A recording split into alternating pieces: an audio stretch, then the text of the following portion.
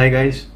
तो फाइनली आज मैंने सोच लिया है कि मैं सबके कमेंट पढ़ रहा हूँ। इतने सारे कमेंट मैसेज मुझे इंस्टाग्राम पे, फेसबुक पे, पेज पे और यहाँ पे हर जगह एक ही क्वेश्चन रिपीटेडली पूछ रहे हैं सारे। Growth hormone, HGH, GH, somatropin, सब एक ही चीज़ होती है। ह्यूमन ग्रोथ हार्मोन कहा जाता है, ग्रोथ हार्मोन भी कहते हैं, सोमाट्रोपिन भी कहते हैं। बेसिक सॉल्ट जो HGH GH का है वो सोमाट्रोपिन ही होता है। कोई भी बोले कि नहीं ये कि अलग सॉल्ट है, वो अलग सॉल्ट है, IGF-1 और बाकी जितने भी आते हैं पेप्टाइड्स वो सब अलग है। और ह्यूमन ग्रोथ हार्मोन एक इंसुलिन की तरह ही एक मेडिकल कंपाउंड है जो कि यूज़ होता है दवाई में, एड्स के लिए, HIV के लिए one of the main medicine में माना जाता है। तो बहुत ही अच्छा, मतलब जैसे कहते हैं ना, बिकॉज ये एक स्टेरॉइड नहीं है। अब ये आपके मन से निकाल दो कि HGH स्टेरॉइड है, GH स्टेरॉइड है।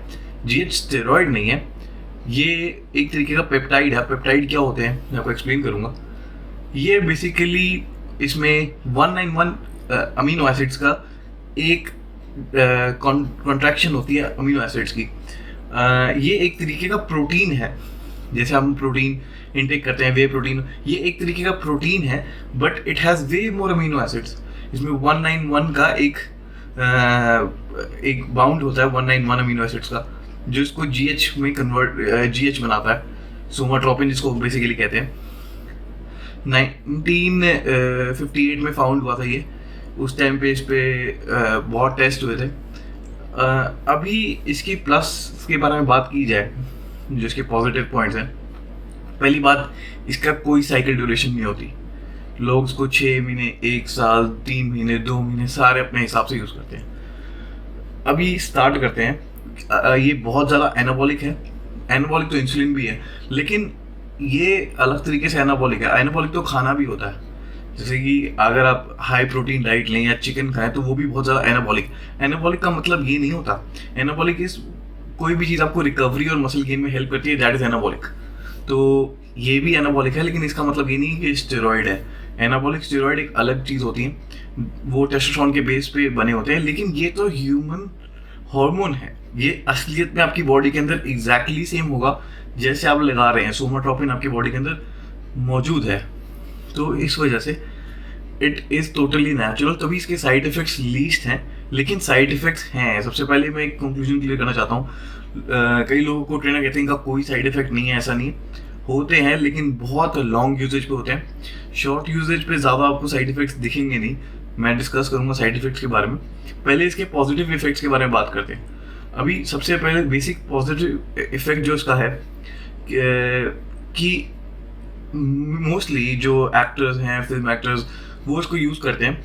एंटी एजिंग माना जाता है कि you will be start looking more younger. आपकी स्किन टाइटनिंग होनी शुरू हो जाती है कुछ टाइम बाद। बॉडी फैट डिक्रीज हो जाता है, ठीक है।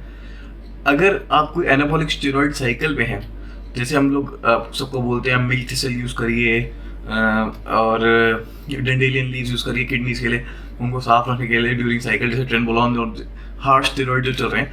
तो GH जो है it helps to repair the liver.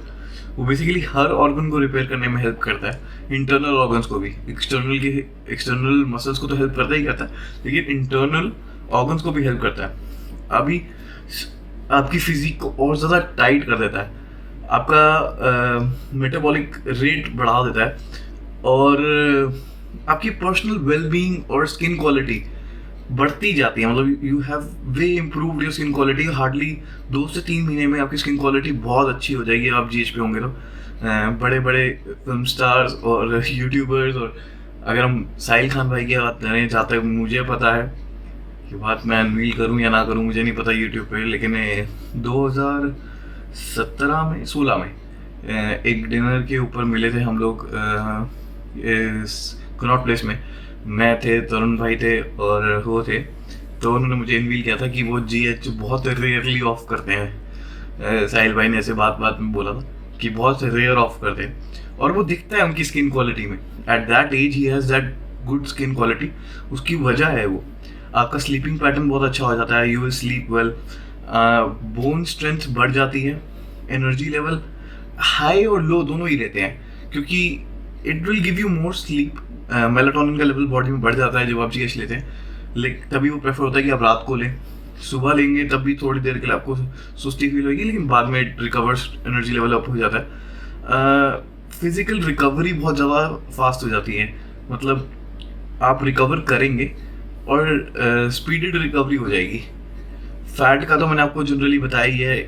एक इसकी बहुत अच्छी चीज़ है कि ऐसा ट्रायल एंड टेस्टेड है, मेरे पर्सनली मैंने टेस्ट किया है कि जैसे आपका एक स्पेसिफिक एरिया है, जैसे लोअर एब्डोमिनल हो गया या यहाँ हो गया, यहाँ हो गया, और आपको वही जगह पे that you need at point reduction, कि वो जो पॉइंट है वहाँ पे ही रिडक्शन चाहिए।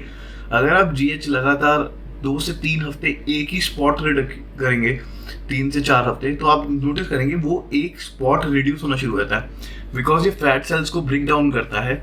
जहाँ जिस जगह इंजेक्ट होता है वहाँ के फैट सेल्स को मेल्ट डाउन करने में हेल्प करता है, और वो एक बहुत अच्छा पॉजिटिव इफेक्ट है इसका, जो और किसी स्टेरॉइड में या किसी हार्मोन में, हाँ HGH फ्रैग की बात करी जाती है, लेकिन फ्रैग एक ट्रायल प्रोडक्ट है, ये तो इट इज़ अवेलेबल। आप तो ये फार्मा कंपनी से भी ले सकते हैं, लिली एंड बैक्सी, सन फार्मा, थाइगर, ये थाइगर भी फार्मा कंपनी है, तो आप किसी से भी ले सकते हैं। तो इसमें आपको कुछ ज़्यादा सोचने की जरूरत नहीं पड़ेगी।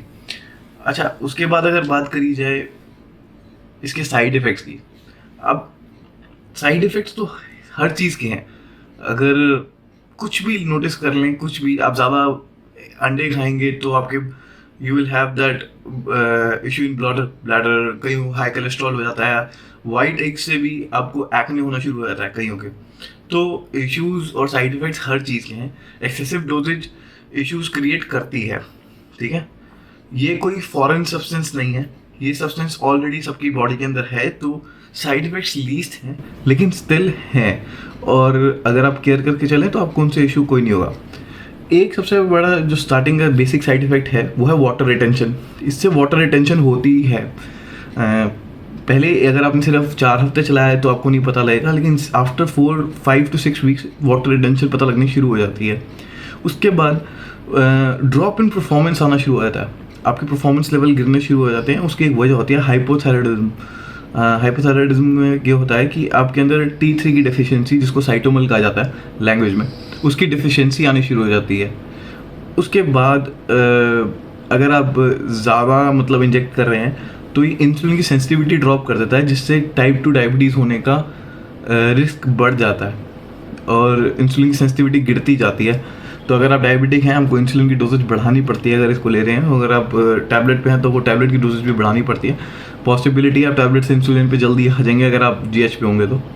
ये कॉमन साइड इफ़ेक्ट है। उसके बाद एक जो सबसे लास्ट और सबसे खतरनाक साइड इफ़ेक्ट है, जो बड़े बॉडी बिल्डरों को देखने को मिलता है। अगर आप लीस्टली इसको 4 IU 2 IU यूज़ कर रहे हैं तो आपको नहीं पता लगेगा, लेकिन देयर आर पीपल, ऐसे बड़े बॉडी बिल्डर हैं जो दिन का 8 से 12, और मैंने ऐसे भी देखे हैं जो 16 IU दिन का लेते हैं।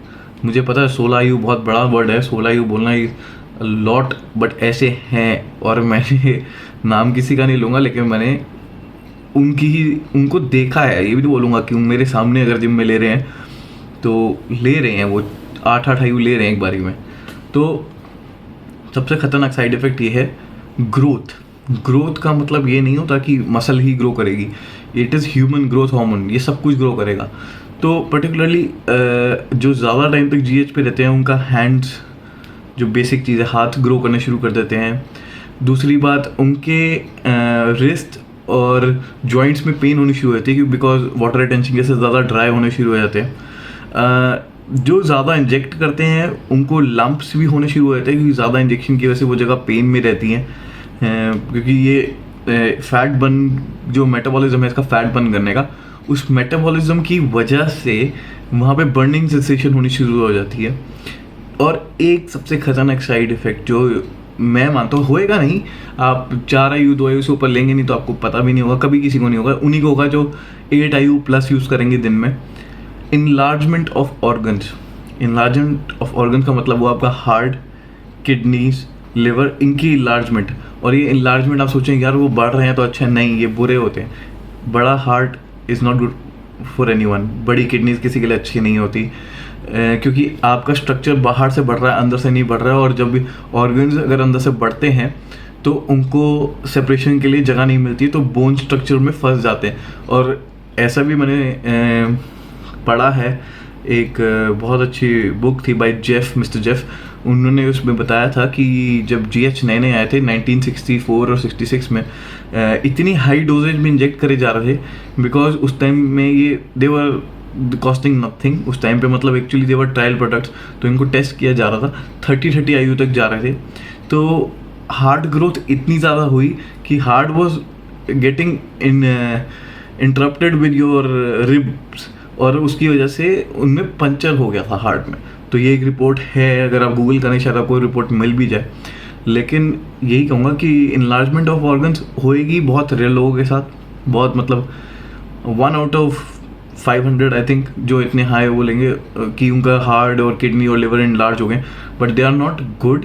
बट फिर एक तरफ GH की बात आई, तो अगर आप कोई अच्छा कोर्स रन कर रहे हैं तो आप GH को ऐड ऑन करें, it will help you out कि आपके ऑर्गन्स ख़राब ना हो। वो रिकवरी करता है, इनलार्जमेंट नहीं करेगा जब तक आप एक अंडर डोज में चल रहे हैं।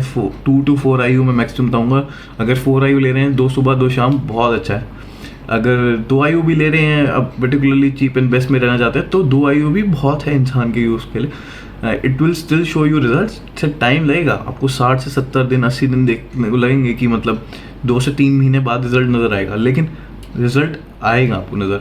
जहाँ आप स्पॉट रिडक्शन देखेंगे, ग्रोथ देखेंगे, फ़र्क आता हुआ देखेंगे, और देखेंगे आपके ऑर्गन्स भी, जब आप ब्लड टेस्ट कराएंगे आपके organs are but not getting bad in shape, आपका SHBD वगैरह सब लेवल में है, तो कुछ बड़ा नहीं हुआ। तो that is a plus point GH का।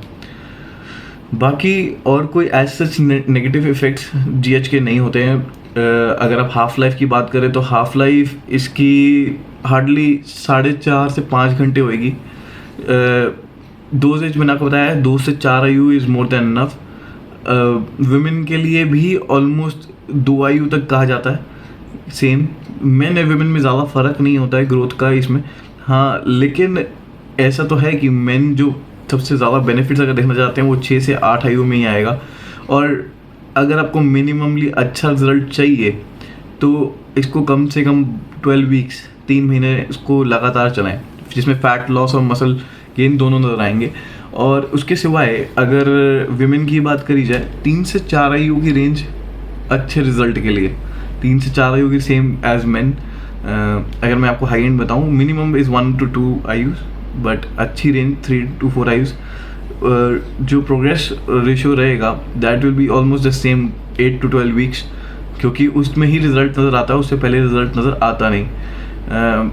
बस एक चीज़ से ध्यान रखिए इसमें, बाइंग द ओरिजिनल स्टफ़। ये जो चाइनीज़ ब्रांड आते हैं, हेगमॉर्फिन, ये वो हेमाट्रोपिन, ये सब मत लो। ट्राई करो जेन्युइन रेनबैक्सी, अगर बिल्ड करा हुआ कहीं से मिलता है तो it is very good. Thaiger pharma is very good, वो पेन में आते हैं। थाइगर फार्मा वाइल नहीं बनाता है, वो पेन देता है। एक कंपनी और थी अभी, लिली और नोवा, ये ब्रांड बनाते हैं लेकिन इंडिया में नहीं आते हैं। और जो कॉस्ट पे वो यहाँ पे लोग बेच रहे हैं ना, उस कॉस्ट में अगर आप असली उसका रिटेल प्राइस देखेंगे ना, जो यूरोप में या US में है, तो दैट इज़ 1/3 जो इंडिया में आएगा। और ऐसा कभी नहीं होगा कि आप कभी आईफोन लीजिए, जो $399 का भी आईफोन SE लॉन्च हुआ है, वो इंडिया में 44-45 में आ रहा है, जबकि 399 का US में लॉन्च हो रहा है। तो हर चीज़ महंगी लॉन्च होती है इंडिया में, चीप नहीं होती। तो 1/3 कॉस्टिंग में आना दैट इज़ इम्पॉसिबल। जितने में वहाँ पे 36 IU में मिल रहा है, उतने में यहाँ 72 मिल रहा है। कैसे पॉसिबल हो सकता है? That is only one thing ना, चाइना से कॉपी आती है इंडिया। तो प्लीज़ सेव करिए और buy original stuff. Ranbaxy is good, Thaiger is good, there are 1 or 2 other good brands. मैं उसके बारे में सजेस्ट करके नीचे लिख दूंगा, मेरे को उनका नाम ठीक से अभी याद नहीं है। That also make good pens. वो पेन वाले एक्चुअली ईजियर टू यूज़ है। बाकी अगर आपको वाइल्ड पसंद है then you can go for Ranbaxy, that is good and well. Okay guys, bye, take care and do comment and I will make video over the comment. Bye.